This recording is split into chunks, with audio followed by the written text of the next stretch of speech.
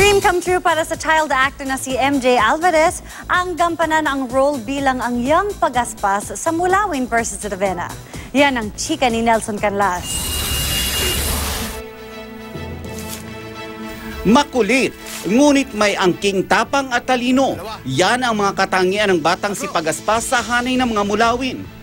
Mula nang mapanood ito ng batang kapuso actor na si Mark Justin Alvarez sa orihinal na Telefantasia, humanga na siya sa karakter na ito. Naging idolo din niya ang batang si Miguel Tan Felix na gumanap bilang Pagaspas. Dahil kay Miguel, naging ambisyon din ni MJ ang maging artista. Gumanap na si MJ sa serye ni Marian Rivera at Alden Richards na Carmela. Napansin din siya sa dating drama series ni Maricel Soriano at Dingdong Dantes na ang dalawang Mrs. Real. Pero ni sa hinagap ay hindi daw niya naisip na makakarating siya sa punto ng kanyang nagsisimulang showbiz career na makasama sa Telefantasyang Mulawin vs. Ravenna. At gagampanan pa niya ang role na una niyang hinangaan, si Pagaspas.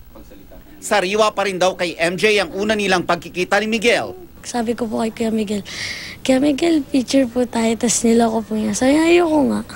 Tapos yun po, nag-aasaran po kami. Kasi po, ang ano lang po namin, asaran po. Yung sa small family pa lang po kami po nila, Kuya Kevin. Gaasaran na po kami. Ang gumaganap na Pagaspas ngayon sa Mulawin vs. Ravenna, may natatagong talent pala sa pagdodrawing. Ipinakita pa niya ang galing ng kanyang kamay sa pagguhit. Pangarap din daw kasi ni MJ ang maging comic book maker. Kasi po, parang gusto ko din po maging katulad ni Stanley.